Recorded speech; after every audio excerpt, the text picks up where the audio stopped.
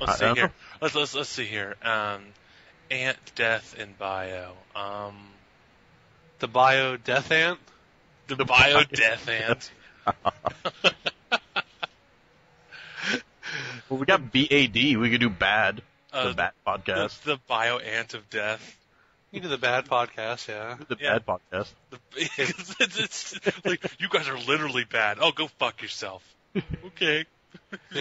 Okay, so we've decided it's either going to be the B.A.D. podcast or the Sausage Party. And the B.A.D. podcast. Yeah. How about the B.A.D. Sausage Party podcast? So are you actually playing Portal 1 right now? Like, seriously? Yeah. Why? I don't know. I just felt like playing it. Have you beaten Portal 1? Oh, yeah. I beat it, like, on both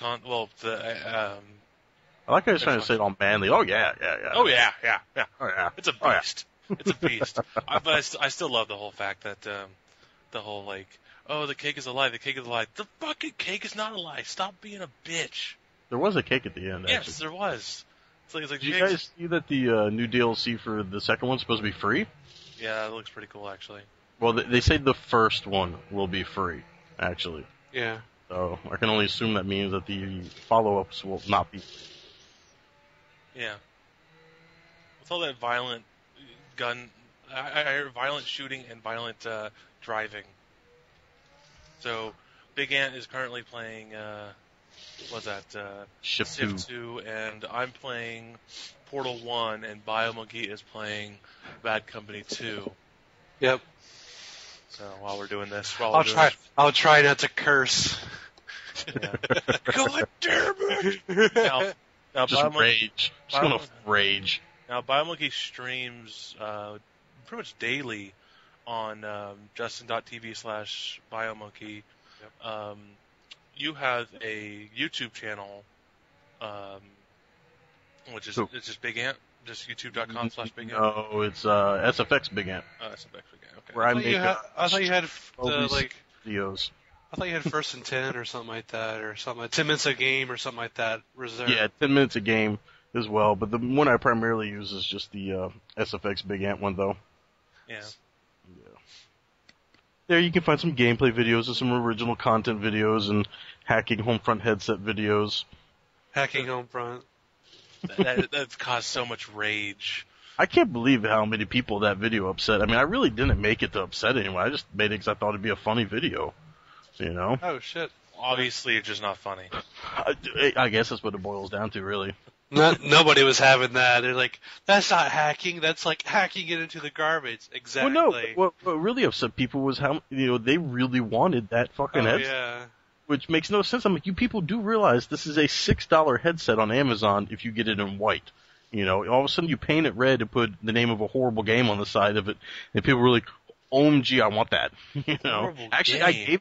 I gave that headset to Brendan, and he told me it broke the other day. Oh, really?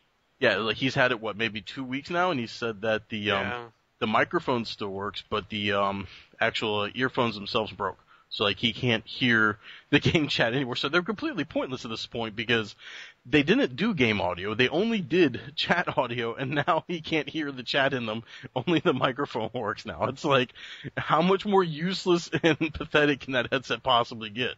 I don't know. Kind of like the game. Oh, snap. Yeah, I went there. Yeah, like it's a fucking, taboo subject that Homefront was not a good title. I really didn't have much hope for it to begin with anyway, to be honest with you. I had hope. No, I had hope. I thought they learned enough from Frontline. Viewer, yeah. See, you say that, but I actually enjoyed Frontlines. I actually thought Frontlines was a really fun game. And the one thing about Frontlines was it was also a really long game, comparatively speaking. Especially, compared to Homefront, which was a whole 4 hours to begin with anyway. But, like the whole thing that just made no sense was just how disconnected the multiplayer was. Because the multiplayer honestly felt like Frontlines 2 multiplayer more than it did Homefront's multiplayer. Because you look at the multiplayer and it has all of those neat gadgets that weren't available to you in the single player. So it's like, you're playing multiplayer and it's like, well, wait a minute, what is this cool little tank thing I'm controlling? Or, hey, why am I controlling this helicopter in multiplayer? And none of that is in single player. Unlike Frontline, where it actually had all that stuff in the single player. Well, remember that awesome helicopter level in Homefront? Which one? Oh, the one where you had to like solely use the remote control helicopters. You mean? No. The one where you just fucking was it you're that escort mission where you're escorting the trucks. I haven't gotten to that part yet. Oh, it's epic. It's epic. It's retarded. Like one of the main characters, the main douchebag, he's like I'm so badass, I'm gonna run over all these porta potties and say I'm not stopping for shit, and hope that nice pun. Yeah, and just hope that the 14-year-old gamer laughs at that. Yeah, that part was actually a huge letdown. Now that you mention, I do remember which part you're talking about, where you're escorting the fuel trucks at the end there. And I was like, okay, cool, I'm in control of a helicopter. This should be a lot of fun. And like, somehow they honestly managed to make that just not fun. Because they're so restricted in that level. Well, it's not even that it felt so restricted. I kind of felt like you were a little overpowered in the helicopter. That too. Like, but nothing stood a chance. Like, not even the other helicopters like stood a chance. Like, I'm playing that and I'm just like, I am a god. It's like, this is a little ridiculous how overpowered that part of the game was. I am the best player. Me gusta. Me gusta. Yeah, I don't know. Homefront was sorely disappointing. I will say the only thing that it had going for it was that it was 4 hours long. Because I think any more than that, and I would have just stabbed yourself in the eye. Something. I would have had to take the game disc out and just buried it like in the backyard or something, and just be like, "This is not for man to see." It's like our generation will be judged by this game, and I'm not allowing that. Shit. Exactly, like put it in a time capsule, and be like, "Don't judge, us based on this." This is not a part of our history. I promise you, we did way better things. Look at Portal 2. Better things exist. Well, you know what is coming out next month that I'm looking forward to is L.A. Noire. That actually should be, and that's only because Rockstar really doesn't ever make a bad game, except maybe Ping Pong. But aside from that, they've got a pretty good track record with games. You know what I mean? Yeah. So I'm actually looking forward. They don't have a really good track record, in my opinion, with story though. Especially you didn't think Red Dead Redemption wasn't an awesome story? Which ending? Which ending? Just the main game itself. The problem with Rockstar in my eyes is that they just don't know how to have a storyline continue on for a 20-hour game that they want to have. So they just let the story just kind of die out in the middle. Well, they do have a lot of side stories for filler. You do all these superfluous missions until the game's like, okay, now it's time to go back to the mission, which was like just atrocious in fucking San Andreas. See, I thought that Gran Theft Auto 4 had a really good story. Like, that was the only Grand Theft Auto in recent times that I've played where I was genuinely interested in the main character. God damn it. You know what I mean? Maybe the main character, not the... I don't know. Well, I was the story though. I thought the story was cool because I was interested in the main character. I was interested in the sub characters as well. Oh, that's why I'm not killing anybody with my grenades. And because you're throwing them wrong. Throw them with your left hand. Yes. That was, like I said, one of the few Grand Theft Autos where I was actually This guy just killed me 3 times in a row. He's my nemesis 5 times in a row. God, I was crying. I weep. No, you suck. Is there an issue here? Either way, I'm looking forward to L.A. Noire. I think it's going to be pretty cool. Yeah, I'll probably be picking that up too. But I don't know. I just gotta say. I just not. But did you see how you can actually skip the action scenes now? What action scenes? Okay, like for instance, if you're doing a mission now in L.A. Noire, and if you fail it, I think it said like 3 times, you can just skip it now and continue on watching the story instead. Oh, that's cool. Is it? Is that cool or is that just really lame? I guess because they're focusing so much on the story, they want to make sure that people who aren't good at shooting people in games don't get frustrated and quit. So, like, if you do a mission and you fail it 3 or 4 times, you can actually choose to just not do the mission and it'll just continue showing you the storyline instead. I gotta say that, like, I don't know. I'm gonna say I'm okay with that. I'm okay with that feature. I'm okay with them wanting people who aren't necessarily good with games to enjoy the storyline. I'm okay with that. Well, see, then, it also kind of makes me pose the question, too, then it's like, okay, because they're emphasizing so much on the story this time around, is the rest of the game going to suck? Are the action sequences going to just be like, okay, this is stupid? Repetitive or boring or slow? No. That's a legitimate question. I mean, because as far as we've seen, we have never seen any gameplay. No, we have. We've seen like the facial stuff and all that, Yeah, we've seen videos of the the facial animation stuff, which is amazing, and the interrogation play. Other than that, it's been nothing. Yeah. And it's kind of cool that you really will have to interrogate. Okay, and that's the other thing that kind of bugs me. Like they show this facial recognition technology and how you're going to use that to interrogate these people, and you're going to look for like tells when they're lying. You know what I mean? And it's almost to the point like when we've seen the gameplay videos so far, it's like the tells are so obvious that it's like, okay, this isn't even real detective work anymore.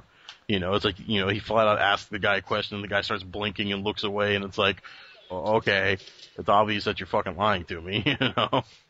Yeah.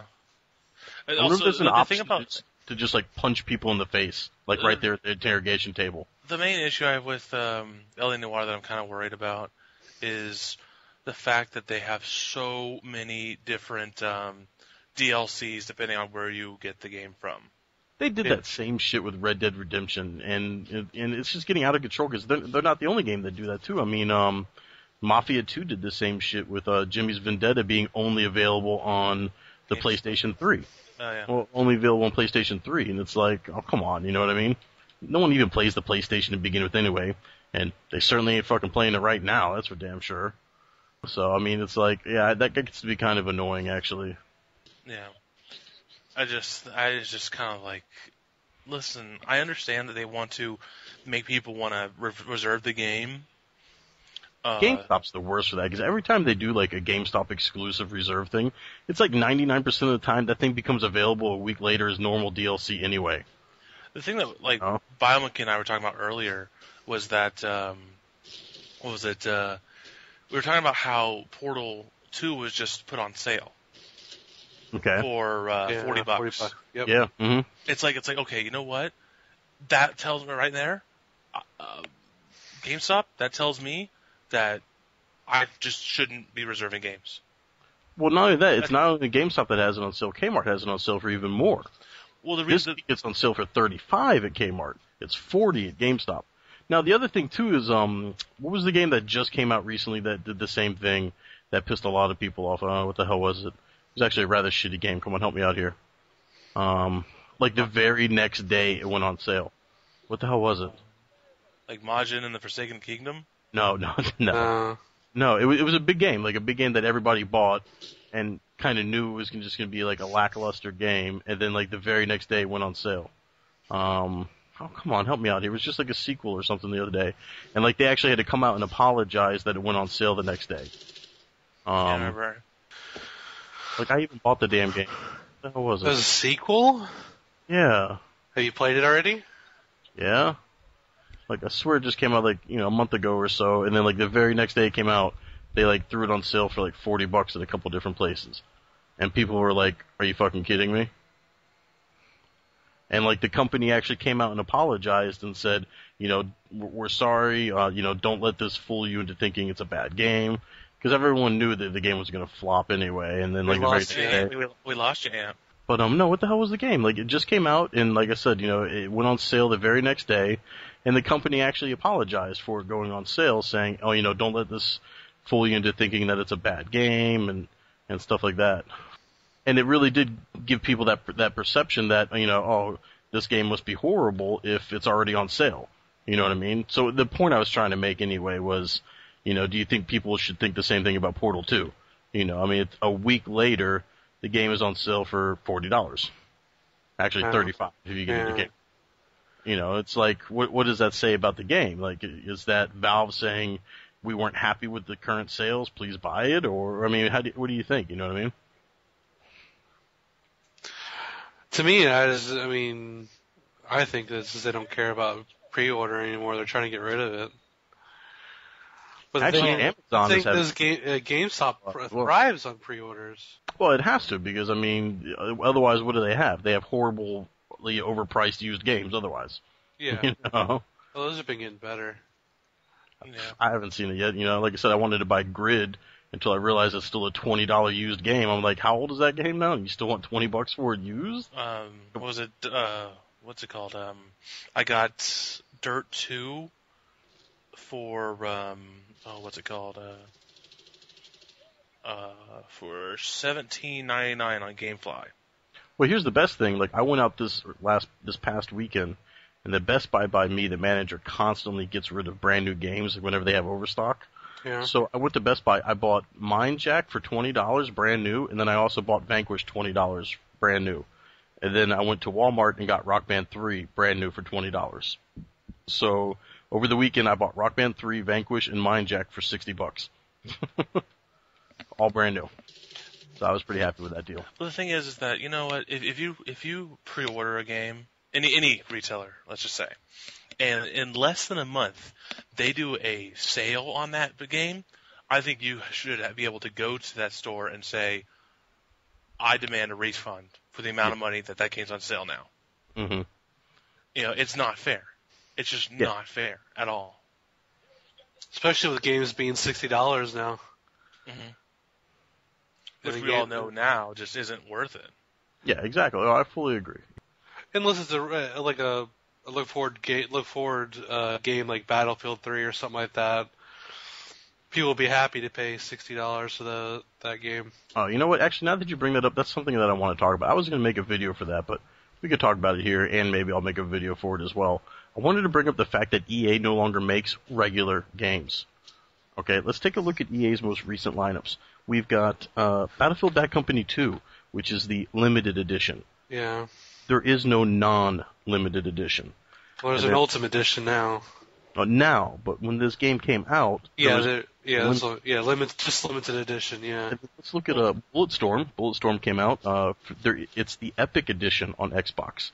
Now, I know there's a non-Epic Edition for the PS3, but as far as the Xbox goes, there is no non-Epic Edition.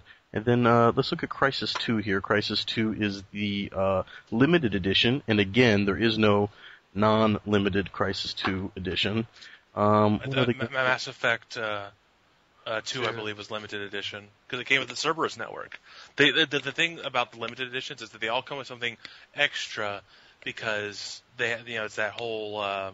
It's the incentive to buy it new. Yeah. I get that, but still, it's like, don't call it the limited edition. Or if you are going to call it the limited edition, give me the option for like $10 less to buy the whatever the fuck you want to call it edition. It's like, if I can honestly save $10, I just cannot stand what developers are doing with that whole thing. We want you to buy it new. Okay, and by making you buy it new, we're going to punish you if you buy it used. It's like, but it's funny because when you bring it up to people like that, they're going, they're not punishing people for buying it used. They're punishing GameStop and stuff for selling it used. No, because you know who it's hurting? It's hurting the fucking consumer. So that's, you have to look at who it's hurting. Not who. Think about that too. It's not even used. It's like now you can't lend your game out to a friend anymore. It's like actually, can I borrow the game? It's like sure, but you can't play it online. Yeah, it's like I can't test if I like the online. Exactly. Nope. Well, the thing is, Kona lent me and Death a copy of Homefront. Yeah, exactly. We were both playing that, and Death got to level 5 in one game, and he can't play anymore without buying a code. Yeah. Well, I hope you got the overall gist of it in one game. Yeah. Enough to know that it's not worth spending $10 to play online. No, especially like if you spent. That's actually what the game was that I was. Okay, that's actually the game I couldn't think of. That was the game that came out in the very next day, or was the very next week, excuse me, maybe, I think. It went on sale for $40. What was that, Homefront? Homefront. Amazon, that's right. Walmart, both. See, that's it. That was the other game I was talking about. And it was like, people were like, well, what does that say about the game? You know what I mean? So it's just, it's like, when Homefront did it, people were like, oh, this is just a clear sign that this is a horrible game, but yet Portal 2 does it and people are excited about it. It's like, it's just a kind of a funny paradox, you know what I mean? And I think that what all that's really pointing out is that people know a horrible game when they see one. You know what I mean? It's obvious that Homefront is not a AAA title. You don't have to buy it to know that. Yeah. So I just thought that was kind of funny, personally. We don't think it's funny. We think it's tragic. Okay, you're right. It is pretty tragic. God dang it. You getting your ass kicked in Battlefield? Sounds like it. Yeah, well, not really. It's me and RV in a squad, and then we're fighting other squads that have 4 people in them, so...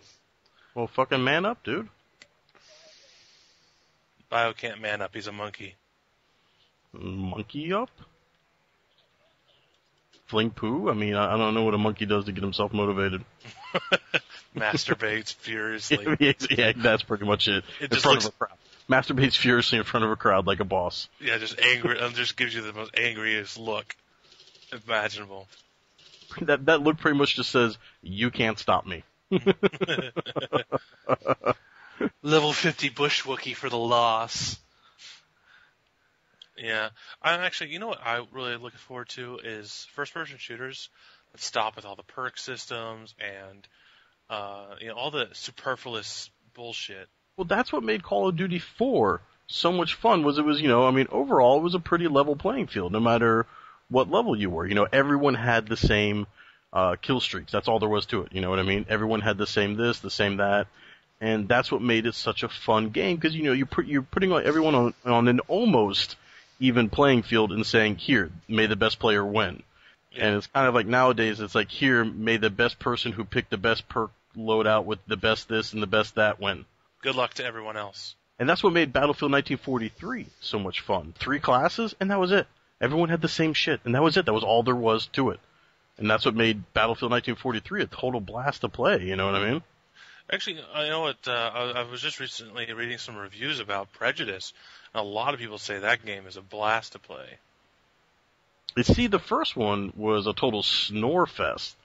So, the second one may be better. I haven't played it yet. Maybe they learned a lot from the first game. Oh, they did. Yeah. It's a lot of fun. I may have to check a demo for it then. I'm still waiting for the Sega Rally arcade game to come out. That's what I'm waiting. That looks pretty cool. Yeah, I'm still waiting for that. Oh no. So there hasn't been a really good arcade racing game yet. I had a lot of hope in the Days of Thunder game. It came out and I was like, oh, this is just a fucking steaming pile. I'm waiting for a really good downloadable racing game to come out. What's a good downloadable racing game? Your mom? Gran Turismo Prologue. Oh god. And $40 demo. You gotta love it. But, speaking of demos you pay for, look at all the betas out there that you have to pre-order the game or buy another game to get into. EA did say that they wanted to look into the possibility of doing paid demos that were kind of like a standalone game, and I'm okay with that because that's exactly what, Case Zero was. $5 demo for Dead Rising 2. But it was a standalone game. That's what made it cool, was it was a totally standalone game. And even though it was like a demo for Dead Rising 2, it was its own storyline, its own game, it was its own achievements. And if EA was to come out and do that, I'd be totally fine with that. That's what they should have done for Dead Rising 2, instead of making that absolutely atrocious comic book game that they made. For what? Dead Rising 2? Oh, you mean Dead Space 2? Sorry, Dead Space 2, my bad. Yeah, Dead Space 2, not Dead Rising. You were talking about Dead Rising 2. Bio quite enjoyed that game, though. I liked the puzzles, I didn't like the in-between part. The puzzles were cool. See, I think Alien Descent was a much better downloadable survival horror alien game, personally. I don't know. I didn't really. Part 3 was enjoyable, but it wasn't anything spectacular. Well, okay, yeah. I think by part 3 they were just kind of riding the train of monotony at that point. Well, not even the money, just the monotony train at that point. You know what I mean? Yeah. Okay, here's our formula. Let's just stick to it and just keep turning them out. Yeah. Oh, I'm almost done with Shift 2. Thank God. I'm about to finish up the GT3 races. Now, you've been bitching about Shift 2 quite a bit very recently. Are you still satisfied with that game? At times, I feel like I'm forcing myself to play it, and then, I'll sit down and get into a really good race, and then I'll remember why I'm enjoying it. The only thing that bugs me is, it doesn't have the same kind of layout that the other racing games do, where it's like, okay, here is this type of races, here are these type of races, and well, okay, I take that back. It does, but it doesn't feel like the same, like, because there is an end goal. Like, the end goal of Shift 2 is to do the Gran Turismo tournament, I think, or whatever it is, and win that. So, like, the whole time you're playing Shift 2, you're playing towards that goal, whereas kind of like the other games, I feel like, if I want to take a break, I can go do, like, these races that are really easy. You know what I mean? Like in Forza or Gran Turismo, it's like, you know what, I'm going to go do some four-cylinder races for a little while. Or I'm going to go do some of these races for a little while. And it all still counts towards your end goal, whereas it doesn't feel the same with this one. Yeah. And it does get, the feel, it does feel like I'm just doing the same thing over and over again a lot. Just because they're starting to throw really big serious races at me at this point, towards the end of the game. Yeah. What the hell are you guys doing? I don't know, but Buzz looks like he's putting in Portal 2 now. Yeah. I still need to hug people. You're Nobody hugs a little sexual predator with that. Well, dude, it is worth, I think 50 gamer points, I think, actually. The Friends with Benefit achievement? I mean, that's pretty awesome. Nobody wants to hug Big Ant. Obviously. That's why I don't have the achievement still. No one wants to hug me in Portal. And you know what? Fuck you guys. Forever alone face. Well, okay, here's a good question, actually, speaking of Portal 2. Now that we've all finished Portal 2 as far as the single player goes. No spoiler alerts? Okay, no spoiler alerts here. Okay. Now that we've all finished it, was it worth $60? Portal 2? Yeah. Oh, heck yes. I haven't played Co-op. He hasn't played co-op yet, so I don't know. Well, okay, so I'm talking about, aside from the co-op, was the single player itself worth $60? I will always say no. No. Single player by itself is never worth $60. And you say it's got multiplayer, but the multiplayer is pretty much still the same. You're really only going to want to do the multiplayer once. It doesn't change. It's not like I've already beaten. Man, it's like my love for Big Lebowski. You just got back. I could just keep on enjoying it over and over again. Can you? I mean, really though? It's like... Yeah, I can play it over and over again. See, because it's like, yeah, it's like we said, it's got multiplayer, but even the multiplayer is the same every single time you play it. It's not going to change. I mean, it'll change a little because, you might play with different people, and they may play it a little bit different. But, I mean, at the end of the day, you're still solving puzzles, and more often than not, they can only be solved in one way or one fashion, really. Well, that's why post-game support is very important for this game. Yeah. The first Portal was great in the fact that it was just incredibly unique, but at the same time, too, it was just part of Orange Box anyway. Yeah. So it's not like people were out spending big money to buy Portal. I almost feel like the puzzles in Portal 2 were a lot easier this time around. I felt like a lot of times, I would get stuck only because I was overcomplicating it, and I would honestly tell myself it's not that easy. I was like, that can't be the solution, that's just way too easy of a solution. And then 9 times out of 10, it was like, oh, okay, I guess that is the solution, and I honestly felt like I made the game more difficult just by telling myself, there's no way it's that easy. Kind of like in that part in Kill Bill. You mean all of Chapter 2? No, Chapter 1, where she's like, you didn't really think it'd be that easy, did you? Okay. I thought you mean when it was actually really easy. With Chapter 2, you're just kind of like sitting there like, oh, come on, just end already. We already know where this is going. Yeah. This doesn't need to be 2.5 hours of just exposition. So I wonder how hard this will be to play the calibration course with 2 controllers as one person. To play the what now? The calibration course for Portal 2. Oh. I think the better question is, why are you trying to do it by yourself with 2 controllers? So he can get that achievement. The 75 gamer score achievement. Okay, I need that achievement as well. Hopefully Ian will help me out with that one later. Yeah, he probably will. You can hug me and give me that achievement too. That'll be awesome. I have to hug Ian too. I don't know. I gotta say, I think Big Ant is like one of those like huggers that like just will break your back. I'm not a bear hugger. Like pick you up just to show that he can. I'm more of one of those, okay, that's incredibly uncomfortable huggers. Oh, you're like, you hug and go, Hair smells nice. So the person you're hugging just, it's like, it's like, don't worry, I promise, that's my car keys. I know, like we were talking about a couple days ago about Brink and how essentially I don't think any of us are interested in that game.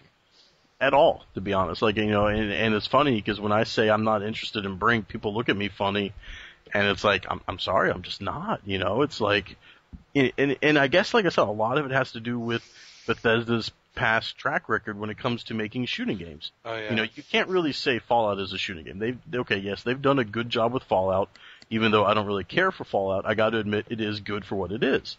But at the same time, too, let's look at their other shooting games they made, like Wet and Rogue Soldier.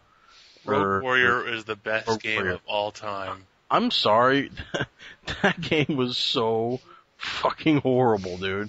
I mean, the only thing that saved it was Mickey Rourke's rapping at the very end, and it's like, that made it worth playing, just to hear Mickey Rourke rap at the end. And aside from that, worth playing, not worth buying or spending it, or. Well, the other thing that made it okay was it was an extremely short game as well. So that made it somewhat bearable. But the fact that, you're playing this game and you're playing as a Navy SEAL who's supposed to be all about stealth and sneaking up behind people and just, being quiet and killing from the shadows, yet he runs around the whole time going, fuck your mother, yeah, bitch, come get some, choke on this, you cocksucker, and it's like, way to just constantly just not only give your position away, but way to find awesome new vulgar ways of doing it. Not only are you using an unsilenced weapon more often than not, you're insulting the person's mother as you lob a grenade at them. It's like, way to just constantly compromise your position the entire fucking time. And I don't think I've ever heard so many vulgarities come out of one game before in my entire life. But, that was what the game was supposed to be. And Wet, it's funny, like when I played Wet, I actually enjoyed Wet. But, I think that 99% of my enjoyment with Wet came from the simple fact that it had a just awesome soundtrack. I mean, that, to this day, I don't think any video game will ever come close to the soundtrack for Wet. I never played Wet. Yeah, the soundtrack. I played the demo. It's I an played demo, yeah. amazing rockabilly soundtrack, which was just extremely cool. So that really added a lot of fun to the game itself, which is kind of sad, really, but... So it's like, you look at these games that Bethesda has made before in the past when it comes to making a shooter, and then you look at this game, and the other thing that really bugs me is the character artwork in it. It's like incredibly odd. And I still don't really understand what's going on. It's like a parkour shooter, which is just weird in and of itself, you know what I mean? Well, the thing I really didn't like about Wet was the whole fact that you're, it's just, I don't know, it's just... It's like you go from room to room just killing people, essentially. And while there's nothing inherently wrong with that, it is very tedious. Yeah, it did become very tedious, So at the same time, too, it's like I wonder if they've learned a lot from these past games. And for all I know, Brink may actually be a really cool fucking game. Like I may end up getting it at some point, but it's certainly not a day one $60 purchase for me. I mean, that goes without saying, so... But the whole thing is that it's like a lot of developers are just trying to play catch up with Valve, and I'm not really a Valve fanboy, but it's just kind of like it's like well, why are like every time I hear about this game, it's always like, oh, it's Team Fortress, but it's like, and that's the other thing too. It's like I'm assuming here that it's going to be very light on the single player aspect. And it's going to be a very heavy-handed game when it comes to the multiplayer. I already know that a majority of it is going to focus on its multiplayer. And that's fine, except, it's like that is such a saturated market already as it is, shooting games being played online, that I really don't think anyone will ever knock the giants down anyway, like Halo and Call of Duty and Gears of War. It's like... I've always said this, is that the only thing that's going to knock down Halo or Call of Duty is Halo or Call of Duty. Since Bungie has decided to not do any more Halo games, well, I'm pretty sure the next 343 Halo game's not going to be, an epic masterpiece. I'm sorry. It's going to be the Halo Wars sequel that we've all been dying for. and so, it's just kind of like, well, sorry, but, the next I kind of feel that the last three Halo games have just been real lackluster to begin with anyway. Reach and whatchamacallit before that, ODST, I felt were just kind of like, just so-so, you know what I mean? I don't know. I really enjoyed the co-op in those games. Okay, yes, co-op is always a lot of fun with the Halo games. There is no doubt about that, but I felt that it's just, aside from a few tweaks here and there, their competitive multiplayer side is just it's the same every single time. You know what I mean? It's like, okay, now we have jetpacks. Okay, now we have this. Now we have this. And it's like, overall, it's like, it's the same. I think Bungie tries to suck the dick of MLG a little too hard as well. They just constantly gotta make sure they cater to whatever MLG wants nonstop. I know that competitive gaming, like whatever competitive gaming decides is a good game to compete in, that's essentially gonna instantly buy your give your game status. Of course. But can't do the split screen. Makes me a sad face. You can't get it via split screen. Trying to get it isn't working. It can't do split screen. It says specifically in the achievement it says it has to be online. You have no friends. As far as Brink goes, it's completely off my radar. The only thing that's currently on my radar right now is L.A. Noire and then Dirt 3 after that. Yeah. Of course, and the only reason Dirt 3 is so high on my radar is because Fear 3 got pushed back for I don't even know how many times now. Like, I'm to the point where it's like, I don't think that game will ever come out. Period. It's kind of funny how you have all these stages of games, and I think Duke Nukem's the only game that's reached the stage of, like, it's past that stage where it's been delayed so much I don't care about it anymore. It's to where it's like, it's been delayed so much, I fucking hate that game. Well, it's funny, we were talking about Duke Nukem the other day, and whether or not I was excited about it. And it's like, I don't really care that it's been delayed, because it's like, it's a treat that we're getting the game anyway, if and when it ever does come out. But at the same time, too, it's like, I'm only excited about that at, like, a $40 price tag. Like, I'm sorry, but, the game really does show its age, and I'm not excited about paying $60 for it. It really does look like, what's that game called? Right. Like you were saying, it looks like the first Prey, which was a launch title, and it's like, you look at Duke Nukem, you look at the gameplay, and it's like, dude, it really does show its age, and no fault on Gearbox, that's not their fault, of course, but at the same time, too, it's like, I don't want to pay $60 for it, because it doesn't look like a $60 game to me. Like $40, I'd be okay with $40. And the other thing I guess we're learning here is don't buy the game on day one, and chances are the following week it'll be on sale for $40 anyway. Yep.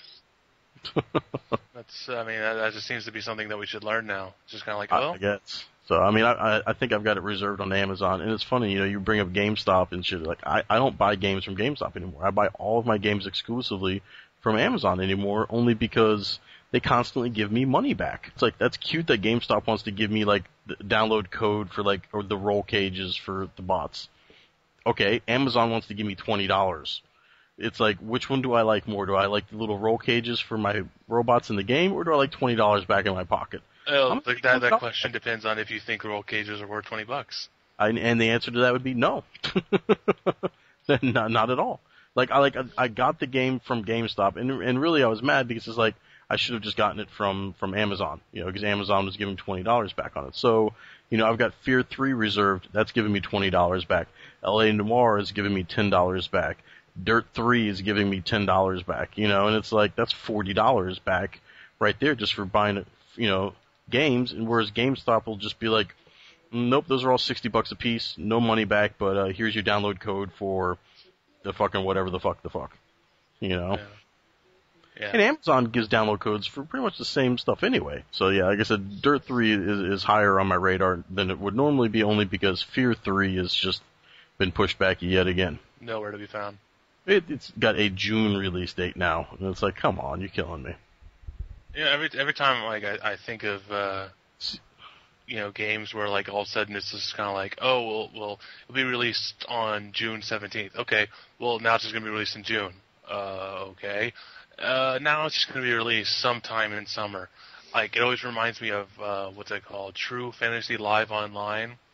Where, where all of a sudden, like, the release date came and went, and, like, everyone's like, where is it? yeah, and then finally GameStop's just like, it's not coming out. Yeah. And Microsoft, after a couple weeks, Microsoft's like, oh yeah, the game's been canceled. It's like, thanks for telling people. Thanks for the heads up, buddy. Yeah, too many games keep getting pushed back nowadays, like especially the whole Gears 3, Gears 3, but at least they were honest enough to say that it was solely for making money. Yeah. It's like that's incredibly dick, but at least you were honest enough to say that you're an asshole. You know what I mean? Not because the game needed more time for development or bugs or anything. No, just the simple fact that we think we'll be able to make more money off you poor saps in September. But it's like, thanks for the honesty. At the same time, playing that beta, I just gotta say, playing the beta instantly reminded me of why I stopped playing Gears of War competitive multiplayer. I agree. All I have to say. It's just so blah. It's just the simple fact that they added even more one-hit kill weapons now, it's just ridiculous. The whole game is played by, I'm going to constantly try to run around and sneak up behind people and hit them with a sawed-off at point-blank range. And that's how the whole game is played now. No one pays attention to anything else other than, let me try to flank people and hit them with a shotgun. Well, what's interesting is I actually played with a Lancer, which nobody plays with a Lancer. Mm-hmm. And I was constantly at the top of the list in the couple games that I played on the beta. It's just like, it's like okay, and the only time I died was by the sawed-off shotgun. Of course. Yeah, because that's my point, is the game doesn't come down to, I see you over there, you see me over here, let's shoot at each other, like most games are, Like, that whole tacticalness of it is missing. There is no, this dude saw me, let me pop into cover and let's duke it out. No, it's now, let me run over here, do a quick roll, pop up, and hit you with a shotgun for a one-hit kill. Bounce from cover to cover until I get to you. So, all I can say is it instantly reminded me of why I stopped playing the competitive side of Gears of War. Now, however, I do really look forward to Beast Mode. That is actually going to be a lot of fun, I think. And at the same time, I actually really do. I am still looking forward to Gears 3, because I do want to try out their 4-player co-op. Well, yeah, it's got the 4-player co-op, which it should have had all along anyway. But, like I said, aside from the 4-player co-op, the Beast Mode looks really cool. And plus, it is still a really good story. That is what made Gears of War different from every other sci-fi shooter that has come out. It's the fact that the story was actually really good. It's a really compelling story. So I am looking forward to that. Even though I think Carlos Ferrero needs to learn how to act. Oh, that's unnecessary. No, I mean, or actually, let me be more honest. That whoever is directing him needs to tell him to kind of calm down, because when he's playing as as Leonardo da Vinci, he's fine. He's fine, But he overacts as Dom. So whoever that director. Well, I mean, at the same time too, that's kind of the point. It's an over the top role. You know what I mean? I guess. It kind of makes me laugh when he's bitching about his wife being taken. It's like, well, if I'm laughing at the scene, obviously I'm not emotionally invested anymore. No, I've got mad love for Carlos. You go, Carlos. No, but I am looking forward to Gears of War 3. Should be cool. Yeah, it'll definitely be worth it, just to see where they take the story and all that stuff, and see if they actually wrap up the story here, and if they do, how they finally wrap it up. You know what I mean? I mean, from what I've heard is that they're going to wrap it up by saying that, this is, the end of Marcus Phoenix's story and Dom, Santiago and everyone, like all of them, their story is over. Yeah, they're not going to kill that story universe off. I mean, it makes money, you know what I mean? They're not going to just be like, okay, we're tired of making money. It's like anything else, you keep doing it until it doesn't make money anymore. Simple as that. Yeah, well, I wonder what Nintendo's going to do when they realize that the 3DS isn't going to make them as much money as they, as their earlier they'll do what they do every time: lower the price. But the thing is that the 3DS doesn't include everything that everyone wants it to, or that the mainstream wants it to. The mainstream wants. A lot more people are buying tablets, Android tablets, for mobile gaming devices also. Well, it is a lot easier, with the Wi-Fi built in the huge marketplace that's already established with, really good games on it. And even then, a lot of those games are established games because they've already been cross-platform games, and they already know that they're good games. You know what I mean? Yeah.